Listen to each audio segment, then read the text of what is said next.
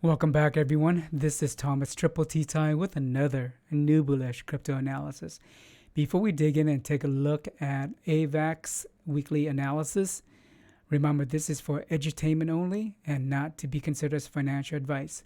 Additionally, when you feel value has been added, feel free to smash that like, ring my bell, hit subscribe if you haven't, and share your thoughts in the comments section on YouTube and also on Twitter.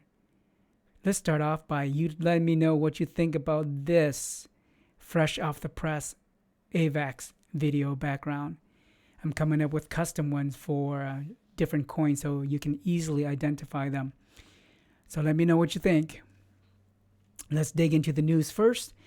Avalanche-based blockbuster game Shrapnel completes $7 million token sale. So kudos to them, and that article is available on CoinDesk.com. I'll also have links in my Twitter for this particular thread. Additionally, I mentioned previously when I did the Luna analysis that Terra Luna added AVAX to their reserve to help back up Terra USD. So pretty cool stuff happening in Terra, and them branching out to other ecosystems and adding their coins and also building bridges as well. So really cool. That's it with the news. Let's dive into the chart. And this is trading view 1 week time frame. And we see here a couple things. AVAX re-enter the bear zone here, and the bear zone is below the bull market support band, this gray ribbon here. I'll show you in the past what happens. So the gray ribbon starts back here in February 2021 for the weekly chart, and it's been bullish above that, but once it drops below, look how long it stays below, and then it drops back up, stays up there for quite some time, and then drops below and stays below. On average, it stays below the bull market. Once it gets below and stays below, it tends to stay below for 10 to 14 weeks on average. And it was this candle, you can't really see it here, but it was red. This candle here, it was 2 consecutive red candle, but it took me several hours to do all the artwork and prepare this chart. And so by the time I started recording, it's now basically like just one vertical line. But there was a red candle below the bull market support band. Anyways, if it makes it back into the bull market support band, that's better. But if it stays below, it's going to be pretty bearish. Couple other patterns that it's forming. It's got this symmetrical triangle here. Here's the top resistance, and here's the bottom support. If it breaks above the top, that's extremely bullish, and it will head towards the top of the Bollinger Band. Top of the Bollinger Band currently is roughly $113. And the bottom is 57. Bottom's right here. And the middle, this blue line, that's shared. It's called the basis, Bollinger Basis. And that's also shared with the bull market support band. And the basis currently is roughly $85.47 right there. So you see that little red candle coming back? It's so strange. It takes me so long to do some of this, especially when I need to do artwork and things like that. Additionally, something you might want to keep in mind is that for 1, 2, 3, 4, 5, 6, 7, 8, 9, 10, 11, 12, 13, 14. So for just over 14, around 14 weeks, it also is traveling inside this horizontal channel. Here's the channel resistance, the yellow dash line here, horizontal. And here's the bottom horizontal channel support, another yellowish dash line here. So it travels between there. Now, if it remains in this range, not financial advice, but if you want to trade the range, you take about 10% off the top and the top is at $95, and the bottom is roughly $65. So you take 10% off the top, and you take 10% over the bottom, and you trade within that range. You buy at that near the bottom, and you sell at near the top, and you would trade that range. And that's how you can get some extra dry powder aside to buy more bottoms, especially when instead of just sitting there waiting on your hands for something to happen. So two patterns that are really important: the symmetrical triangle and the horizontal channel. And keep an eye out for the bull market support band, whether it's inside it, above it, or below it. It's currently right at the bottom of the bull market support band. It's turning red again. Volume has been diminishing since December of 2021, right here. See the volume dropping down, and it's been below the moving average. Additionally, let's take a look at the indicators. We have the KDJ dropping back down for 2 weeks in a row, and it's pinching. All three lines are pinching together, but the white KDJ line is just piercing through the blue K and the red D line at around 51. And 51 is near the middle mark. 80 is the start of the top range, and 20 is the start of the bottom range. So it's towards the middle. I gave that a bear because it's moving down 2 weeks in a row. Down below in the MACD, the white MACD line almost touched the reddish signal line. It came from the white line, came from the bottom, almost touched the signal line, and then bounced back down. And so it's currently trending back down at 4.48. And printing the 13th bearish histogram bar. That's very thin or short. So I gave it a bear. Down here, red RSI dropped.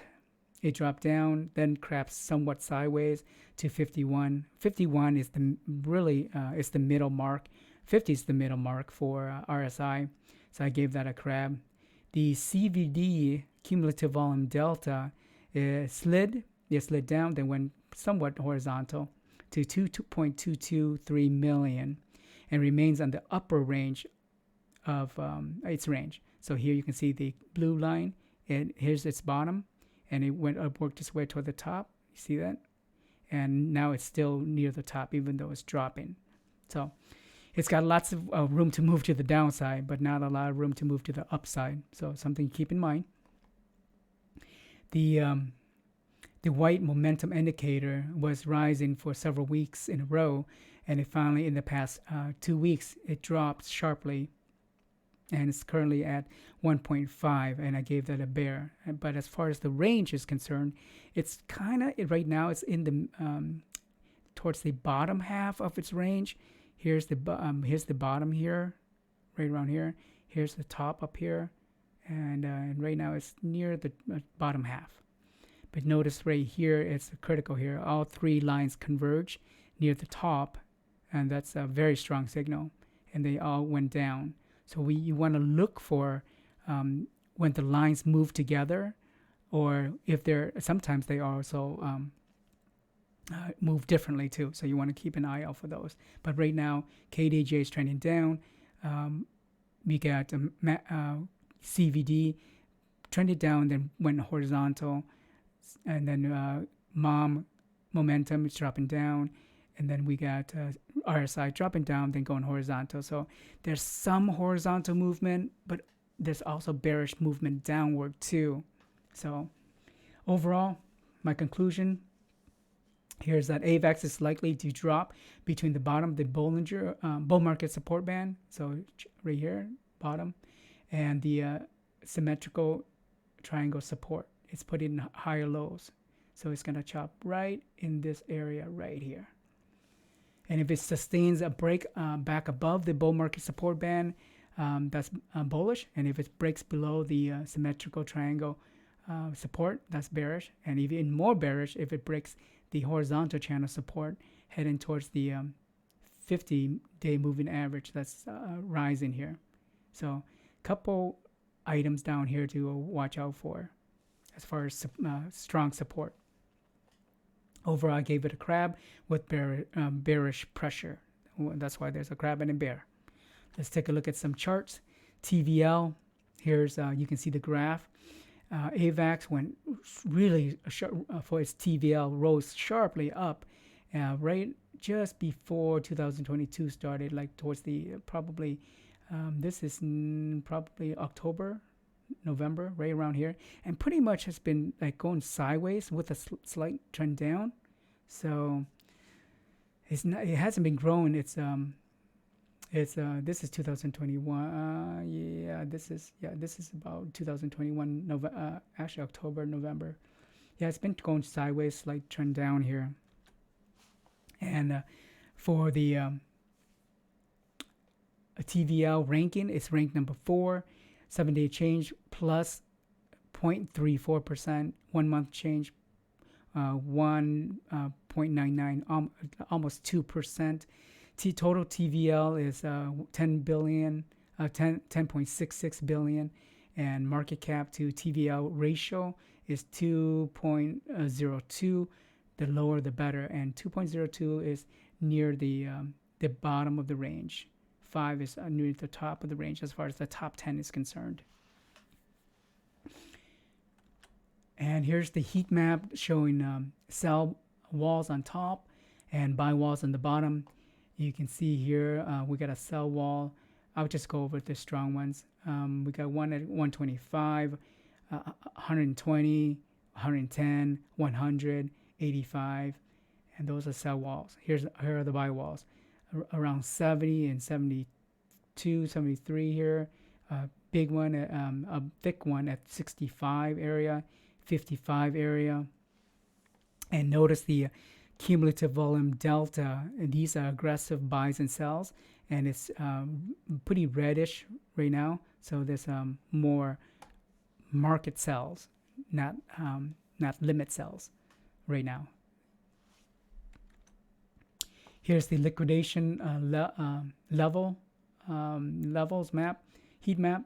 We can see that there are a lot more short, high leverage positions levels, 25x to 100x compared to longs. But if you take the money inside in these high leverage short positions, you subtract it from the money inside the high leverage long positions, you get about the difference would be $9.4 million in shorts excess. So at this price, it's like it's not going to make that big of a difference. But when it comes down to around around 150 excess shorts open interest in excess, then it might influence the price. But it's pretty red right now. And a couple. The other thing I want to go over is again, this is not financial advice. This is for edutainment only. Here are some entries that may be of interest. At $70, that would be a good FOMO level at 10%. $65, 20%. And if you don't want a FOMO, just add that 10 to the 20% here. And at $56 would be a sweet spot of with 40% of your budget, and at $40, 30% of your budget. So heavy leaning towards $56 and $40. That's together 70% there. So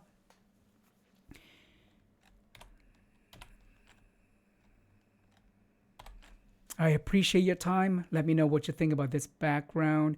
And also smash the like, ring my bell and hit subscribe if you haven't.